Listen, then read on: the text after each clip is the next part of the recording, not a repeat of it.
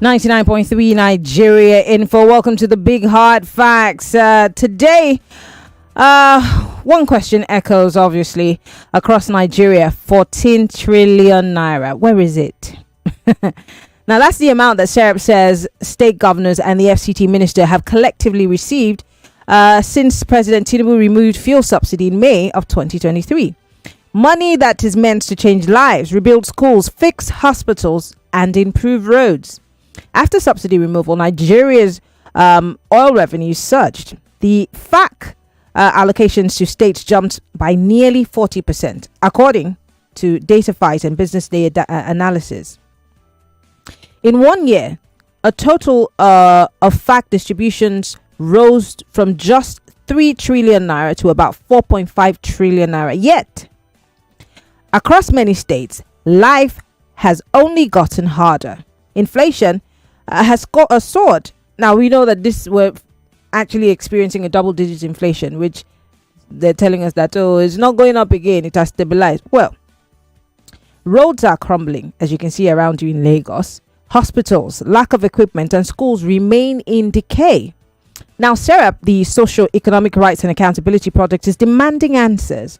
They've sent a Freedom of Information request to all 36 governors and the FCT minister, asking them to comply and publicly account for 14 trillion naira in subsidy savings. If they fail to do so within 7 days, SERAP says it will take legal action. They're also calling on the ICPC and the EFCC to oversee how these funds are being spent, insisting that Nigerians have a right to know whether subsidy savings are truly improving their lives. And joining me tonight to have this conversation is the Deputy Director of SERAP, Mr. Kolawole Oludare. He just joins us live from Zoom. Mr. Oludare, we would need you to turn on your camera so we can see you. Good evening, and thank you for joining us on the show. Well, good evening, and thank you for having me. Yes, I don't think we can see you. Okay, maybe it's the case of now you see me, now you don't. Well, we don't see you. We're yet to see you. Oh, okay, lovely. We see you now. Thank you. Really, now you see me, now you don't. All right, let's start with, of course, the elephant in the room. You have said that the governors need to account for 14 trillion naira. How exactly did you arrive at this amount? Is it what you obtained from FAC? And what period does this amount of money cover? Is it since Mr. President said subsidy is gone, or right after that? Thank you very much, Maryann. In fact, this figure is a conservative estimate. If you look at the figures presented by the National Orientation Agency, I think some months ago, I think it was in June, by one of the latest explainer series of the National Orientation Agency, they had claimed that more than the $40 billion had been saved since the last 2 years of the Tinubu administration. So when you look at the total data put out by the Office of the Accountant General, where every Nigerian can see breakdown of FAC allocations, you would see year in, year out since May 2025, how much has been shared between the federal, the state, and local governments. And perhaps I can say this, perhaps it is to the credit of the federal government, because it's one of the things that the NOA highlighted in that explainer, that in a couple of months, the share of money going to the states collectively has become bigger than what goes to the federal government, which hasn't been the norm. The federal government has always been the big brother taking a large share, which again brings the question, if this is true, and we want to believe this data put out by the Office of the Accountant General is true, the question is what are the states doing with these sums of money that is going to them, knowing fully well the role that states play in these federalists. And we're not talking of local governments now. We're talking of states, the 36 states which form the subnational unit of Nigeria. What do you think the disconnect is? Because you're saying, I mean, Nigerians, if you ask them, would tell you that the hospitals are empty. I mean, quick reflection is the young lady who died in Abuja, who went to an empty hospital where there were no doctors to attend to her. And so you ask a Minister Wike, where's the money? Why have these places not been fixed? Why do we not have infrastructure? Well, Wike will tell you he's been building roads. But what do you think, or where do you think the disconnect is? Why is there higher revenue, but then the development is not reaching the people? Where do you think the disconnect is? Mary, I would say your guess is as good as mine, but being Nigerian, we can only analyze, project, and ask sincere questions, which is what led to the freedom of information request that we've sent to the states also. Okay, we have had cases, we can look at the trajectory of how these monies have been spent, but again, I don't think anyone is surprised. I am not surprised, given the level of impunity that we've seen from the federal government over the years, including this administration itself. How do you want subnationals to be accountable when even the federal government, the big brother as it were, is not accountable? So if you ask me what has led to this disconnect, and when you say disconnect, I wonder, is it disconnect between the reality of amount that was budgeted and allocated and the reality on ground? Or is it a disconnect between the obligations of governance from those who are in public offices and the reality for those they are supposed to govern? However you look at this disconnect, it is caused by years of impunity, not the legal framework. A lot of people will say that our laws are problematic. Some people will point fingers at the Constitution. Of course, the law is supposed to be perfect. But the fact has been over the years, the various legal framework that has put standard transparency and accountability measures have been disregarded. They are observed more in the breach. And that is what has led us here. And that is why you've seen us take this step to write to the governors to provide for how they spend this money. I can give you a very good example of those of the malfeasance on the part of the governors, which speaks to the facts on ground, the reality in Nigeria. A very good example would be that of the state, that of education, which is one of the key sectors of the economy. You would agree with me. The UBEC Act and the Constitution makes the first 6 years of primary school compulsory, including the first 3 years of secondary school. Mm-hmm. And UBEC is the statutory body saddled with this task. And what UBEC does from the statute to the law that set it up is to provide funds from government, from the federal government that is called, that are monies that are given to UBEC for states to provide matching grants for them to access those funds. On the part of the federal government, and I think the blame comes from the federal government, Section 11 of the UBEC that says that the federal government shall earmark not less than 2% of the consolidated revenue fund to that fund in UBEC. Mm-hmm. What the federal government does every year is to allocate just that bare 2%. And the law is clear, not less than 2. It could be 3, it could be 5. It could be part of the money used to renovate the house of the vice president. It could be part of the money used to buy a presidential jet for the president. But let us say the federal government erred in allocating 2%. Most states, by the data from the UBEC website, some states actually, there has been a development in the past 2 years. A lot of states are yet to provide matching grants to access the funds provided to UBEC. And you will see in these states, you will see dilapidated infrastructure for public primary schools. And the governor is there earning security votes every. And then the same governor goes around to say that he or she thinks education is important. But when you look at the facts on ground, including the lack of provision of the matching grants to UBEC, it doesn't match the obligations that the governor has. But again, when you look at the malfeasance of the federal government in providing just the barest minimum, you would again see that the states are just copying, following in the footsteps of the federal government. Still talking about this FOI thing, because I know that just as you depend on them, we journalists also depend on the FOI to get certain information. And in your case, you're asking for specific details. What exactly are you looking at? Receipts? Is it project breakdowns? Is it completion of project reports? What exactly are you looking at? And what happens if these governments don't pay you attention and refuse? Because I knew you were going to ask that. I knew you were going to ask what we'll do if they refuse. And we shouldn't even be having this conversation about if they refuse. And it needs to be understood that we are doing this under the Freedom of Information Act. And we need not do this if the state governments have proactively obeyed the law. Because the Freedom of Information Act mandates public institutions, which state governments fall under, to proactively disclose information of this sort. And the information of this sort can be found in the budget, which is an estimate of the inflows, and perhaps in budget performance reports quarterly, our expenditure. And of course, all these states have procurement laws that guide the bidding process and the likes. This data is not publicly available, is why we have resorted to asking now under the Freedom of Information Act. And I'm very happy with the judgment of the Supreme Court earlier this year that has said clearly the Freedom of Information Act applies to states. The objection has always been that the FOI laws do not apply to states, but that is the reality on ground now. And that is why we are using the FOI to ask simply. We have the information on how much the governors have collected over the years, particularly in the last 2 years. It's publicly available. It's the Attorney General of Federation have done a good job in that. But we do not have data on how those funds have been spent by the state, which is why we are using this FOI to ask details of budgetary allocations, actual environment in terms of releases, how those funds have been spent. For instance, and they would expect sectoral breakdowns also, education, health, roads, infrastructure, and all those things that the states are mandated to do, and to provide that data. And perhaps if they can point SERAP and members of the public to any portal or anywhere they provided where those information are, that would satisfy the requirement of the request that we've made. And to answer your question, which I do not, I'm not happy we're ever talking about that.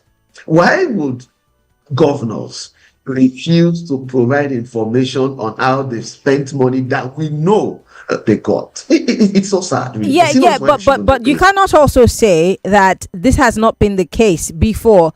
There are several people who have refused to comply with the FOI. Even in our cases, as journalists, we have used the FOI, and we've seen people who have not complied. So we cannot also not talk about the possibility that some of these governors, including the FCT minister, might just not be interested in what you have to offer.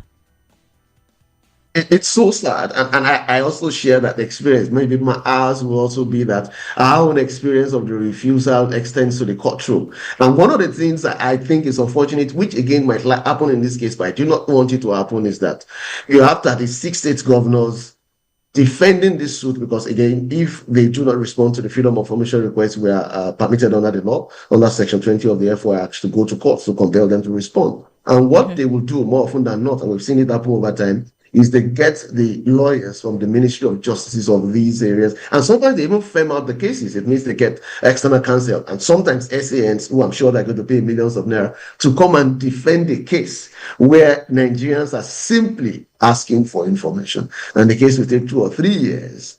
And these are the kind of people we have in government who lay claim to being Democrats. And it really shows, really, the understanding and the perception of those in public office if they refuse to provide information.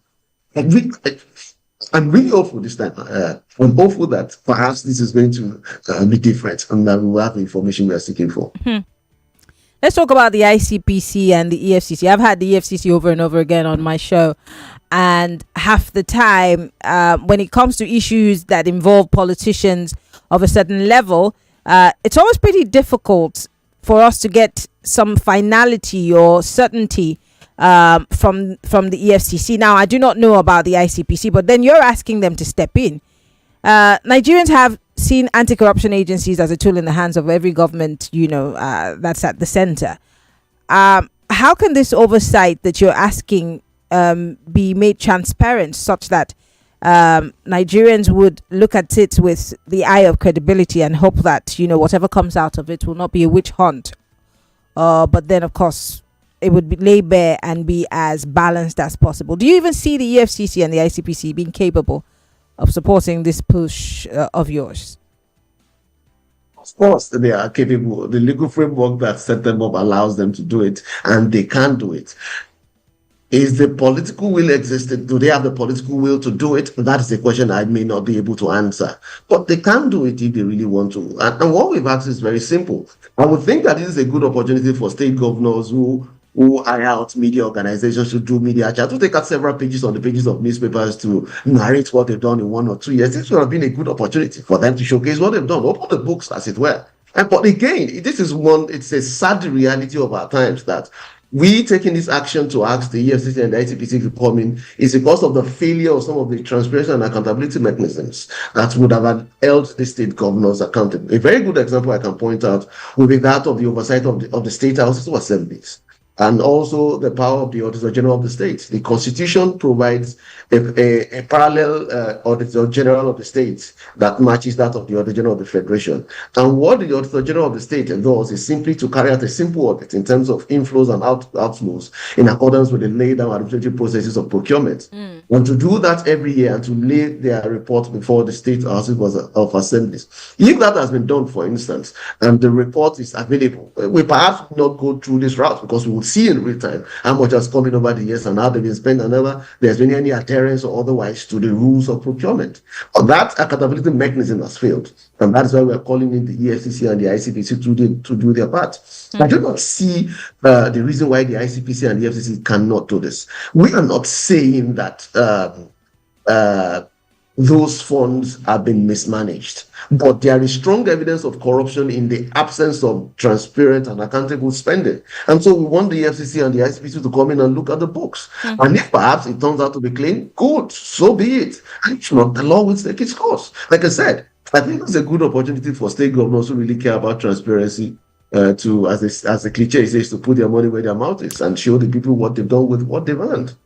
This is me echoing the minds of my callers and my listeners. Is it a case of the ICPC and the EFCC not being able to, because you said it's not that they cannot. Yes, they can, but will they? I don't want to preempt them. It's as good as a lawyer filing a case in court for his client and saying that he knows he or she is not going to get justice. The question is, why is he doing it? And we do this as part of the various advocacies that we do because we believe that it can work. Of course, there are many, and perhaps experience may teach us that sometimes it doesn't work, but we also believe it can work, which is why we continue to do this. That is why we are calling on Nigerians having these kind of conversations by your platform to also mobilize to bring forward the advocacy to compel these public institutions, in this instance, state governors, the ICPC and the EFCC, to do what they've been set up to do. There have been instances where we sent out correspondence like this. We've been at the EFCC twice this year to defend some of the petitions we've written to them, including this kind of letters. And we were there and we adopted the petition. We were made to write statements as it were. Again, that is so much movement we've seen. We've not seen any report of the actual investigations, but we do believe that those investigations are going on. The last time we were there and we asked for updates on some of the cases we put before them. Let me talk more about our role, because you're inviting us to participate. The reason why the likes of SERAP exist is obviously so that there can be a continuous push for accountability. Is there a possibility that, the amount of money that states I'm so sorry, we have to go on a break. I will ask that question right after this break. Omo, you dey find where you fit bet sharply and cash out anytime. iLotBet dey here. Come iLotBet. Football. Dey. Withdrawal. Na sharp. Odds wey dey burst brain. 100 million casino jackpot. Each up. Omo, your life fit change with iLotBet. Bonus boku when you sign up. And iLotBet iBot AI dey to help you for predictions matter 247. No dolo. Sharply download the iLotBet app now or visit www.ilotbet.com. If you snooze, you lose. I play, I win. iLotBet. For 18 years and above, play responsibly. Hey, Omo, see package. This is what I call full house. Yes, sir, that's me. Huh? Who's talking about you? I'm talking about this Peak Yogurt Drink Full House pack in your hand. The Peak Yogurt Drink 1 liter Full House pack with more refreshment contains fresh cow milk. Share and enjoy full house goodness filled with essential vitamins and minerals. Peak. Reach for your peak. In the kitchen game, there are players and then Agba Ballers, MVP, Player of the Year, 10-0, no rival. Become an Agba Baller with a new improved Maggi chicken flavor made with a flavorful formation of onions, celery, turmeric to bring out your top game in the kitchen. Elevate the taste of your everyday dishes with delicious rich chicken flavor. Oh yeah, let's go. New Maggi chicken flavor, my game changer. New Lafarge water shield cement now confirm. Number 1 waterproof cement for Nigeria. Yeah. Ogbonge cement for waterlogged areas. Number 1 waterproof cement for Nigeria. Yeah. New Lafarge water shield cement number one. New Lafarge waterproof cement na confirm. One time. Put full stop for water wahala. With Lafarge water shield cement, water go collect. If water jam house, or the shit. Lafarge na confirm. Cement. New Lafarge water shield cement na confirm. Put full stop for water wahala. Little body, big moves. Little brain, big learning. Your little child is eager to do big things. Every sachet of Cerelac Junior comes with the nutrition they need: natural grains, protein, and iron to support their physical growth, learning, and development. So you can fully enjoy your little one's big moments of growth. It's back to school time with Boku. School fees joke, but food? Not inside Boku. Yes, so because 50 kg Big Bull rice of 66,000 naira don't be 59,000 naira. The 25 kg of 34,000 naira encore now 31,000 naira. Hey, even 5 Alive Poppy Orange and 5 Alive Berry Blast follow drop to 800 naira and 900 naira now. That's not be all, because 60 cl Coke, Fanta, and Sprite now only 340 naira each. Big Indomie chicken unka 350 naira only. And no forget golden penny spaghetti for only 950 naira.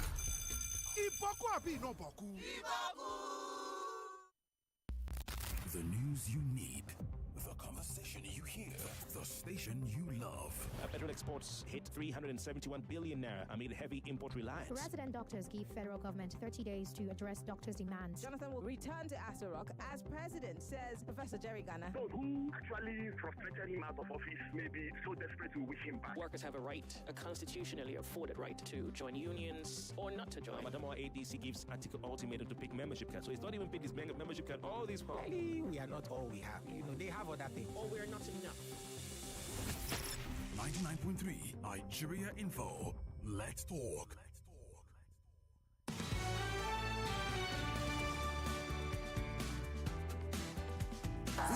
This is Hard Facts. And it's coming to you live from the nation's #1 talk news and sports radio station. We're broadcasting live from our audiovisual studios right here in Itamian Crescent, Victoria Island, Lagos. My name is Maryann Okon. I'm still being joined by the Deputy Director for SERAP, Mr. Kolawole Oludare. We're talking about 14 trillion naira. Yes, that amount is the money that they're asking state governors across the 36 states, including the FCT, to account for. These are monies that have come from subsidy savings. Where did the money go? Show us, they say, what you have done with the money.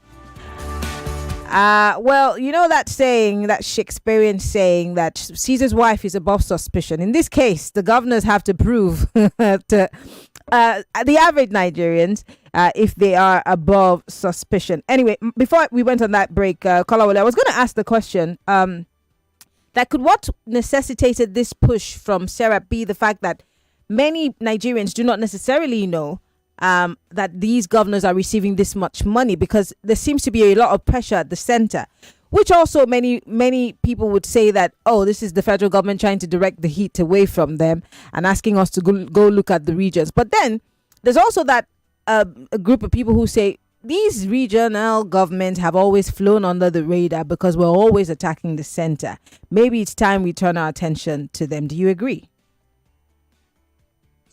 And it's not a matter of priority. I think it's a matter of understanding the need for advocacy. So we cannot pick and choose. There are 3 tiers of government in Nigeria. There are 3 arms of government.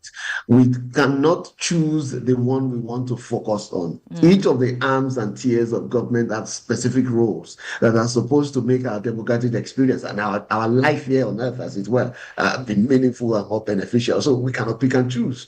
Those who do that perhaps have their various reasons for doing that, which sometimes may be political or tribal. But the fact is, while the federal government has been largely responsible in terms of transparency and accountability, the states have followed suit. And so we also have to make sure that we hold the states accountable.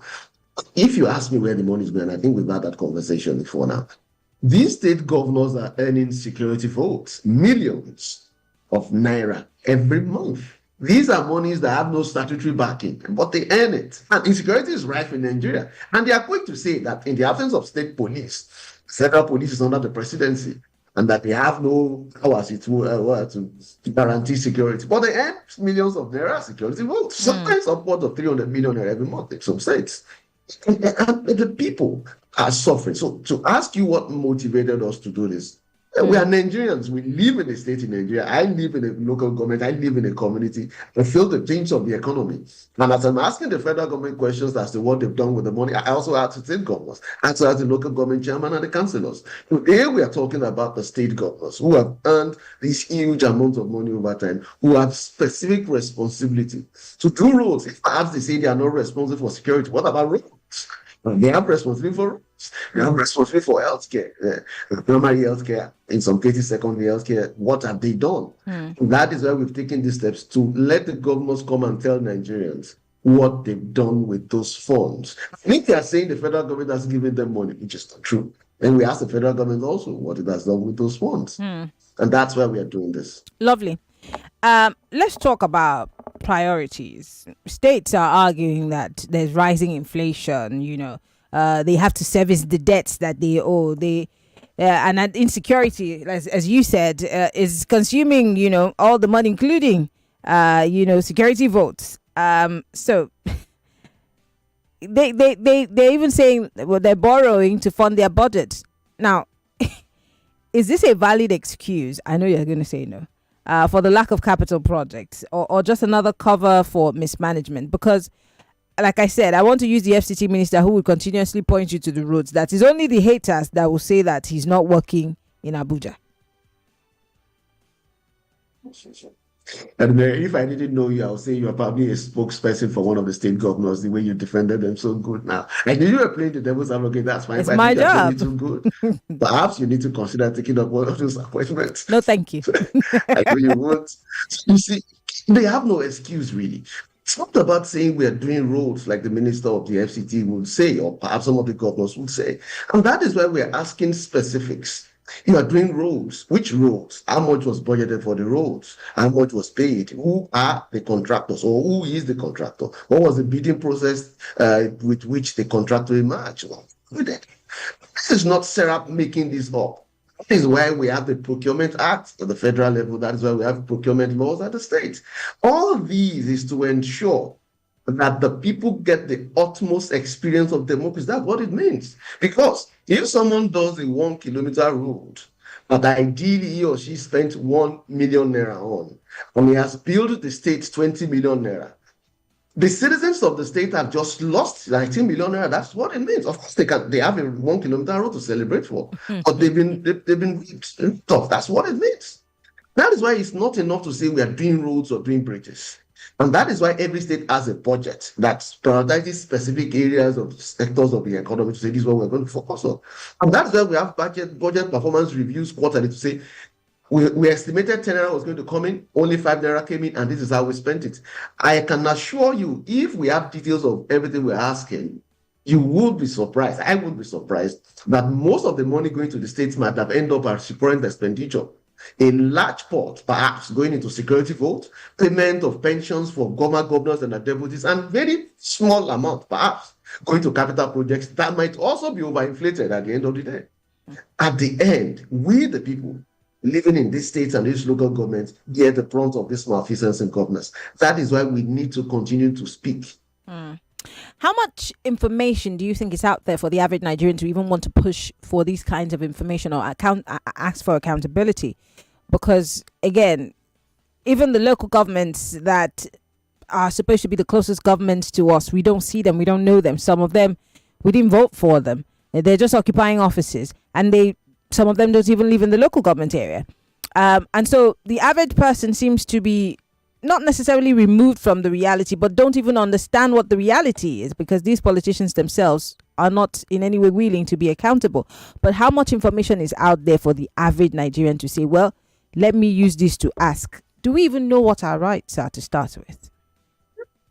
I think we have a fairly sufficient amount of information for people to ask. I have just given the breakdown of FAC allocation. So as we speak, if you go to the website of the Accountant General of the Federation, you would see month by month breakdowns. I think the last one was that of July, I think, is that June or July, of how much was shared between the federal, the state, and the local government. And you will see breakdown of the surveillance. You will see breakdown of ecological funds. You will see 13% derivation that goes to some of the states that end such. You will see breakdown of VAT and taxes that go to each of these states. That is information that people can use. And that is where SERAP has drawn this form to say, we can see the federal government has done its part, as it were, to share these monies to the state. And now we're asking the state governors how these amounts have been spent.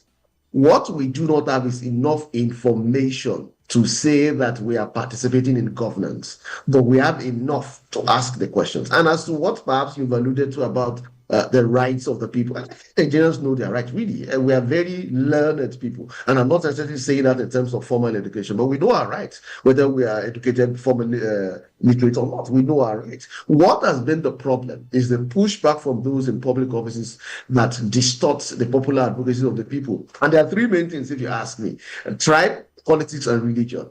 And it's a way it divides us that we are not able to speak with that uniform voice to ensure that those in public offices, whether they are elected or appointed, answer to the people. Believe me, Maryann, if we can get over those three vices, and I call them vices, I am sure that we can make our voices heard collectively to those in power, that they will listen to the people.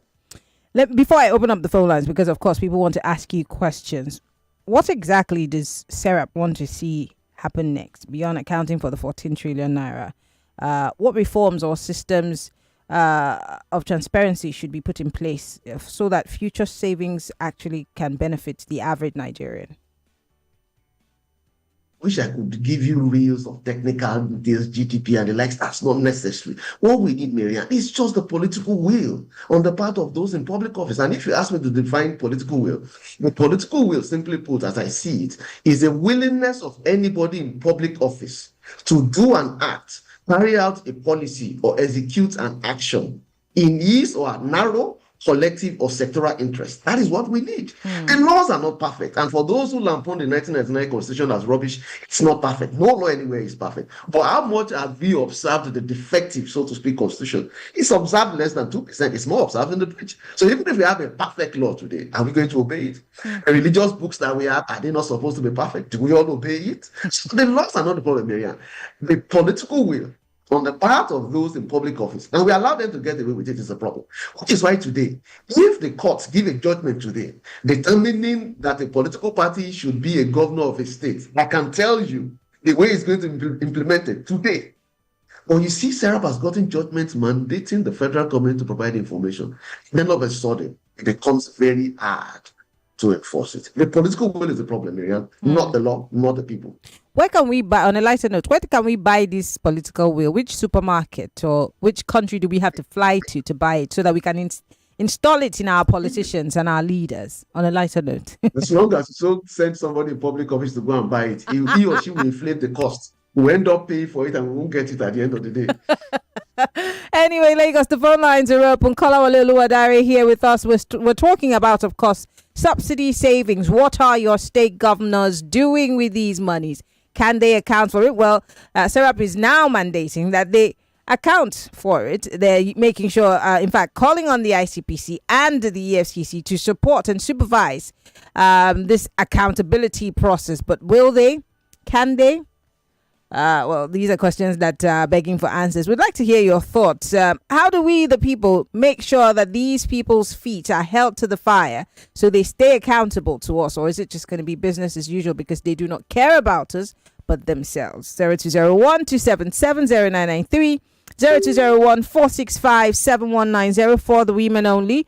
We're live on Facebook and on YouTube. Post your comments on our live stream on WhatsApp. It's 0809597580. 60 seconds is all you have. Hello. Good evening. Good evening. Our Princess Maryann Okon. Good evening. Your guest has given a very good analysis. I think what we are seeing that is happening in our government today is what I tag Governor Amuneke. That is what they are doing to us. Because it's like the more you look, the less you see. So when you ask them for accountability, some group of people will come out and protest and say, why are you asking? Why are you doing this? Why are you doing that? So my question to him now is this: how do we deal with people who come in defense?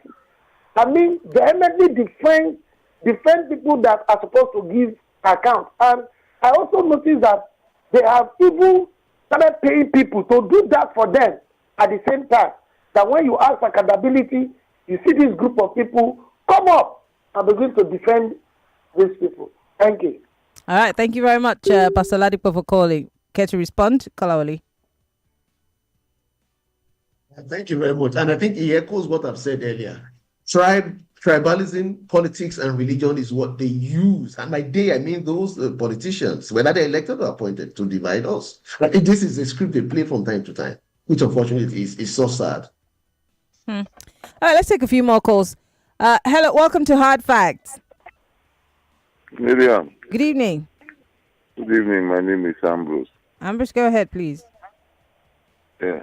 Maryann, do you know that what your guest just said now, the politicians, that is politics, they are playing with tribalism and what do you call it now?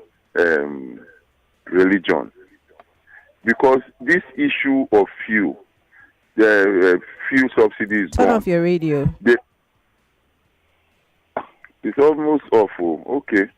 So they will come and they will be telling you that after all, you should leave him alone. There is nobody that can fix this country. Excuse me. We don't want to vote for somebody who cannot fix this country. You said you have been prepared for this job for how many years? That it has been your lifelong ambition, and you now get in there, and you are now you don't want to fix anything. You said subsidy is gone. There was no palliative. There was no any form of measures. Things are getting worse. The money they are giving to these governors, please, I beg your pardon.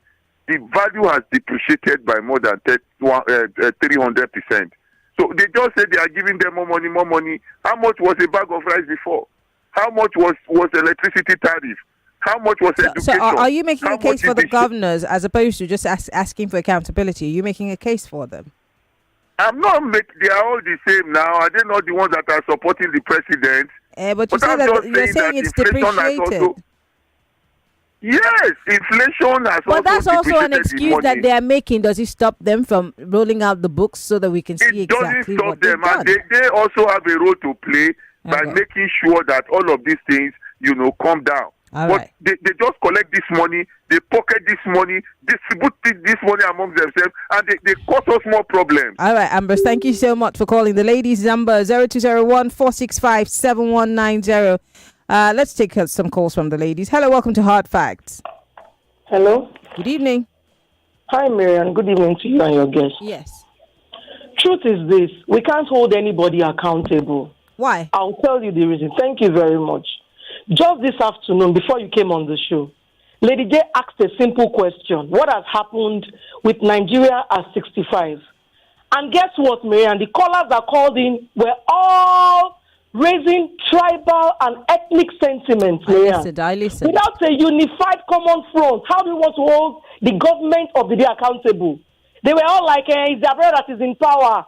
Everybody that is Igbo, any other, they should go back to where they come from. Well, we're talking about regions now. We're talking about states. So, and if everybody's from one state, let's hope. Able to hold anybody accountable without a common ground and a unified front. Our voices are divided. This seed of discord that has been sown amongst us in racial segregation, bigotry, and ethnicity runs deep. Without a common front, we cannot hold anybody accountable. Let's not continue like this. All right. That is it. And they keep using us at the end of the day. We are the fools at the end of the day. Thank you very much, Mr. Boli, for calling. Interesting. Wow. Hello. Welcome to Hard Facts. Yeah, good evening, Maryann. Good evening. What's your name? Where are you calling from? Yeah, it's Emmanuel. I'm speaking to you from Epe. Go ahead. Good one that SERAP is seeking for accountability, But we know how cases drag in our courts. For instance, if they win, at the High Court, you go to the appeal and the Supreme, you might be talking about 10, 15 years. Those in power presently, have left power. Left power. There is no accountability for the money they are spending, and probably they will even borrow more than the allocation and the internally generated revenue. So where do we go from there, even when they are out of power? That is my question. All right, thank you very much, Emmanuel. Kolawole. That question sounded rhetorical. Where do we go from here? It's almost like we cannot continue like this. But really, and I say this all the time, legal advocacy is the tool we have to use. Other people have other tools. That is what we know how to do best. And the question is, what's the alternative? Well, let me take another call. Let me see how I can take as many calls as possible. Hello, welcome to Hard Facts. Bluetooth mode. Hello, good evening, ma. Good evening. AB from Ekpe speaking. AB, go ahead, please. Yeah, they said that agency, they are doing a fine job, correct job. But I think what they should pursue, because that money they won't be able to pursue, what they should pursue is the projects. I think the Minister of FCT was granting interview one time. He said if they want to come and see what they are using the money for, it will grant them opportunity to go there. So they should pursue the projects, not the money. They can't get the money. There is no way. So that's what I want to say. All right. Thank you very much for calling. Hello. Welcome to Hard Facts. Hello, Maryann. Yes. Good evening. Good evening, my sister. Please, I want to ask, how can you hold somebody accountable? How can, if we are not together, Nigerians are not together, how can we hold them accountable? For example, look at Port Harcourt now. If Anna has gone to court now, when they say let them come and do account of 6 months, so only 6 months, so he has gone to court now, that case now, only God knows. Is that if people are not together, fighting together with one goal, nobody are you going to hold account. Instead, they will go to court. That is their last resort to go and get their way out. Thank you. All right. Thank you very much. I don't necessarily want to buy into this narrative of, we must be united. Yes, we must have a common cause, and that common cause is, where did our money go? What have you done with the money? Because we in the States have not seen anything. Well, do we have to come from the same tribe to be able to ask for accountability? I'm not sure. Turn off your radio. Yeah, good afternoon. Good evening. Good evening. All right, my name is Emmanuel. I'm calling you from Ogba area. Okay, what I want to say is that, as much as we are, talking and celebrating about the tripling revenue that is coming to the federal government and to the states, let us also acknowledge that the value is not there. The value that we have to have of the naira in the past is no longer there. In fact, it's almost like we have actually not added anything to the revenue that we have. Because if you look at the prices of things in the past, because the governors, the local government chairmen, they also buy what we buy. Some of the things that they need to do the infrastructure, they need to buy it. Okay, I'm not making any excuse for anybody, but they cannot even come out and say, look, there's not much value in it because probably they're also stealing the money. For instance, we are now hearing about people who are using public money to buy 4 houses for themselves and their children and wives in America. Then those who dig the ground and they hide money all over the place. So perhaps that's what they are doing with the money, and that's the reason why they cannot come and say, okay, fine, you are giving us volume, but the value is actually not there. You understand? So I think that's exactly what is going on. So, right. But I know that in what we have now, there's so much money we have now, there is actually no real value to it at all. Yeah, I don't think that the argument is whether the money is valuable or not. Is what did you do with the money, whether its value has dropped or not. Is that not the case? Exactly. What did you do with the money, and did you follow due process in doing what you did with the money? That's all. It's incredible. Like I can see your bombastic side eye as you were giving, you were doing it. I was trying to understand, but I mean, of course, people have different opinions on this issue. Please turn off your radio. Hello. Good afternoon. Yes. What's your name? Where are you calling from? Good afternoon. I'm calling from Chicago. What? We didn't get your name. My name is Ayomide. Ayomide, go ahead. All right. Yeah. All right. The solution to Nigerian problem is what you have just mentioned. Hold the governors accountable. I don't know why Nigerians are just blind to this thing. All these people are accountable. there is no how bad a government is. They will release allocation to these people. Then people knows that they have been on the safer side. People are not really putting eye on them. The little you are receiving, let us know what you are doing with them.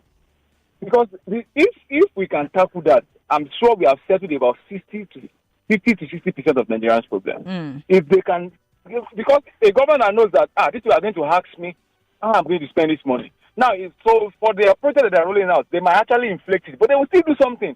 Because you will give account to somebody.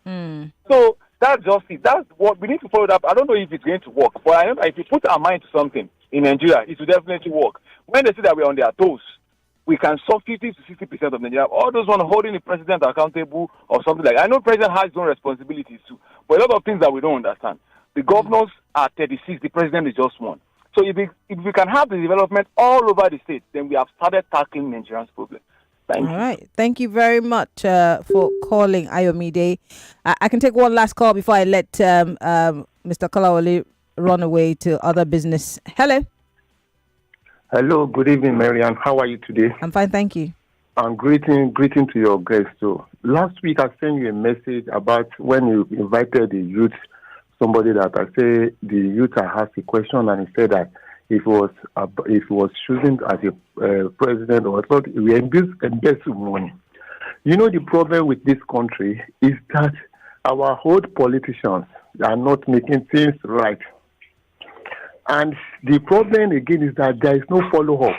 These guests that you have brought now, that is saying that they are going to find out in the next 2 or 3 months, now you still find out that everything they have gone down again. So the only thing that we need. Do you know SERAP? Just so we're clear. Do you know SERAP? Have you ever heard of SERAP? Yes. Okay, so this is SERAP. This is not just any guest. I know. I know. You know, you have invited many of them to this program before. I'm a listener of your program. But the only thing is that is what is now saying that you need accountability for how the money was spent. Can I tell you a secret? Or can I shock you? In 10 seconds, because I've got to go. Okay. A local government that just left this thing. Do you know the properties he has acquired in this area that I'm living? So the problem is that and the onus is on you to ask for accountability. How did he afford the house? This is what we're talking about. Exactly. And how can we find it out? It is just God can help us. And I know by saying God, I know that by saying God, you will not. I have to go. I have just 20 seconds. Kolawole Oludare is the Deputy Director of SERAP. And we want to say thank you, Kolawole. Our time is fast spent. I wish that we would leave God alone and do our part. Unfortunately, we give everything to God, including our voting rights. We give it to God. Thank you, Kolawole, for coming on the show. Keep up the good work. We're hoping to see what comes out of this in the next few weeks or months. Thank you very much. It's been a pleasure. All right. Lagos, this is where I say my goodbyes. We have to go. We'll see you tomorrow on Hard Facts. My name is Maryann Okon. Have a good evening. 99.3 Nigeria Info. We'll be right back. Hey ladies, do you know Nigerian women are celebrated for their radiant glowing skin? That's right. But with a hot sun, protecting our skin can be a challenge. Good news! Perfectio by Vitabiotics UK gives you targeted support for 99.3 Nigeria Info. We are more than just radio. Subscribe to our YouTube channel at Nigeria Info FM. Check us out on Facebook at Nigeria Info 99.3. Follow us on Twitter at Nigeria Info FM and on Instagram at Nigeria Info FM Lagos for live updates as it happens. 99.3 Nigeria Info. Let's talk.